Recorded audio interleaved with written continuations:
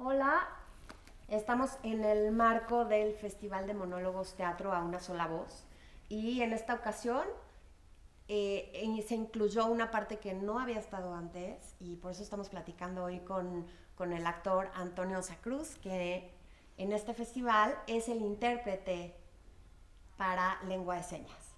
Entonces, quería platicar con él para que me cuente cómo fue que se implementa esta nueva modalidad incluyente y cuál ha sido su experiencia con esto, porque además él no solamente hace la lengua de señas, se integra a la obra y es como un reflejo más del personaje, se me hace a mí, ¿no? ¿Tú cómo lo lees? Pues sí, muchas gracias, antes que nada, por la entrevista.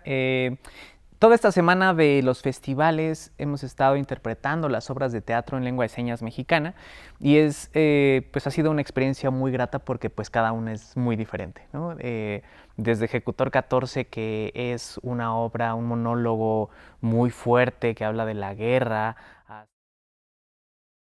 hasta, por ejemplo, Nana, que hace llorar.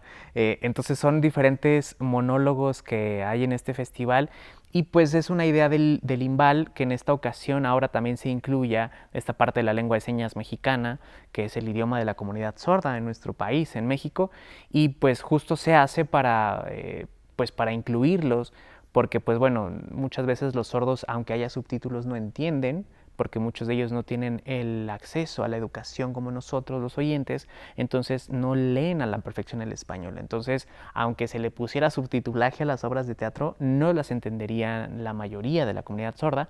Digo que sí sirve de apoyo, pero es mejor que esté en su lengua, que es la lengua de señas mexicana. Y como dices, pues no es una interpretación así como plana, sino un intérprete de teatro lo que tiene que hacer es también formar parte de la escena, pues se nos tiene que incluir justamente para que parezcamos no una persona ni un elemento aislado, sino más bien un elemento más que se pensó desde el principio en la obra de teatro, en el montaje, para que los sordos también lo puedan disfrutar, entonces que nos vean ahí pues tratando de que nos mezclemos lo más posible, que muchas veces pues no se puede porque siendo monólogos y también siendo que tienen tanto trazo, a veces es un poco difícil, pero la verdad es que los sordos que han estado viniendo esta semana les ha gustado bastante las obras. Lo odiaba. Yo lo único que quería era... Sí, porque finalmente pues ya están, ¿no? Están pudiendo participar de toda la parte verbal, no nada más de la parte, por decir verbal de alguna manera, ¿no? Pero no, ya no solo es la comunicación visual que a lo que está limitada la mayor parte del teatro, ¿no? O hay alguna otra iniciativa de teatro que esté usando constantemente este lenguaje inclusivo, esta lengua de señas mexicana. Pues la única compañía que usa la lengua de señas mexicana permanentemente es Seña y Verbo, ¿no? La compañía de teatro de sordos creada por el maestro Alberto Lobnitz, que fue creada en 1992-93 y que ya lleva casi 30 años haciendo este tipo de teatro con sordos actores profesionales, que desafortunadamente en nuestro país pues no hay una escuela en la que puedan estudiar los sordos actuación, entonces Seña y Verbo es el único lugar donde se puede hacer esto y pues el objetivo de la compañía es justo promover la lengua de señas a partir de talleres, actividades recreativas, culturales y obras de teatro de calidad. Entonces, pues es la única en México y a nivel Latinoamérica que hace teatro profesional con actores profesionales utilizando la lengua de señas mexicana de manera pues natural dentro de las obras de teatro y pues hay otras puestas en escena que se han incluido, que han puesto intérpretes de lengua de señas mexicana, muchos musicales, por ejemplo, por un gran colega que se llama Emilio Puertas, por otros intérpretes, Ro, Pau, que justo también interpretan teatro, pues también se ha hecho esta idea, pero pues sucede que muchas veces o muchas obras no tienen esta oportunidad, no tienen esta lengua, entonces muchos de los sordos, pues como no es una oferta constante, no es algo que conozcan, que tengan dentro de su mente, de su comunidad, el decir, oye, pues voy a ir al teatro porque pues voy a entenderla, ¿no? Sino más bien tienen que esperarse a funciones especiales, tienen que esperar a ver cuando hay alguna función con lengua de señas mexicana, porque sí, como dices, pues si van y nada más ven la parte visual, muchas veces no entienden los diálogos y se aburren, ¿no? Entonces esta parte como de incluir la lengua de señas en las puestas en escena es muy importante, que ojalá cada vez se haga más, y está padrísimo que ahora el IMBAL diga, bueno, este festival va a tener intérprete de lengua de señas mexicana para que público sordo pueda venir. Y no solo venir al teatro, porque como se han estado grabando las obras, los monólogos y la interpretación, también va a haber una semana, esta semana va a estar interpretada los videos en lengua de señas mexicana, entonces también sordos no solo de la Ciudad de México, sino de todos los estados van a poder verlo. No digo de todos los países porque la lengua de señas es diferente en cada país, entonces eso es importante saberlo, pero sí que los sordos de todo el país puedan verlo, puedan disfrutarlo, puedan entenderlo. Claro, y me parece importante que la iniciativa venga desde esta institución, porque como dices, hay una iniciativa privada o hay varias iniciativas individuales, personales, pero el hecho de que ya una institución nos ponga esto enfrente nos hace visible, ¿no? Visible la necesidad de poner acceso a todos pues, los festivales, las propuestas escénicas, y cualquier prácticamente manifestación que los excluiría de otra forma. De esta manera estamos visibilizando qué necesario es. Cuando no vivimos nosotros esta condición, ni siquiera a veces, ¿no? Pensamos que es una exclusión, es un problema para otras personas. A mí se me hace muy bueno, muy interesante, por eso quise también platicar contigo, Antonio, y que nos cuentes también cómo tú llegaste a aprender la lengua de señas y a dedicarte pues, a esto, ¿no? Pues yo empecé hace 12 años justamente a aprender lengua de señas mexicana. No tengo ninguna persona en mi familia que sea sorda. Fue por mera curiosidad. Yo veía en los noticiarios y decía, ay, qué bonito se ve la lengua de señas mexicana. Y empecé a aprenderla y pues mi parte de teatro, aunque soy comunicólogo, pero soy teatrero desde hace muchos años, como combiné toda esta parte, ¿no? Entonces, aparte hago impro.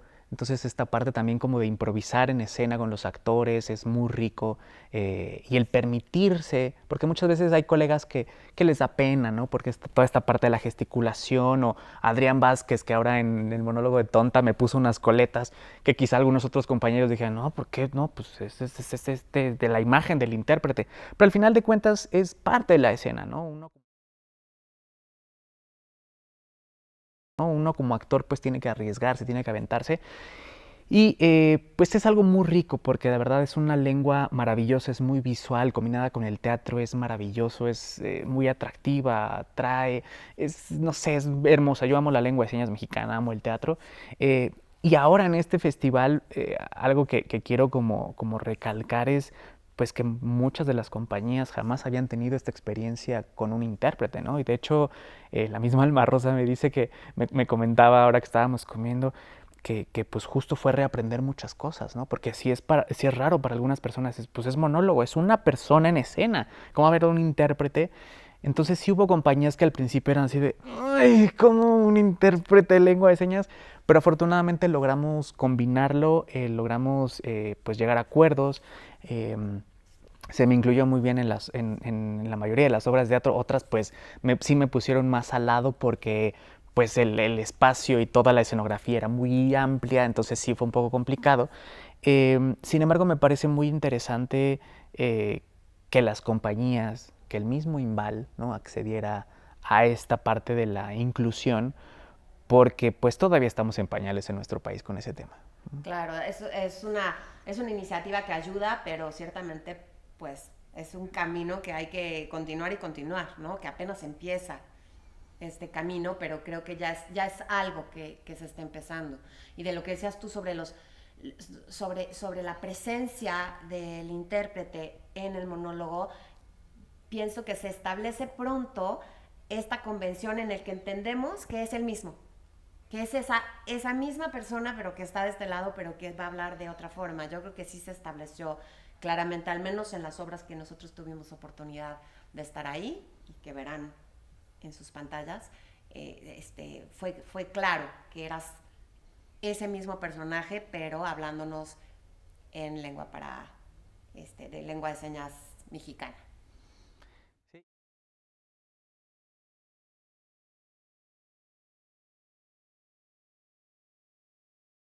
Sí, y además algo que creo importante y que justo ya lo platiqué con Daniela Austria, es que es necesario en nuestro país formar más intérpretes actores.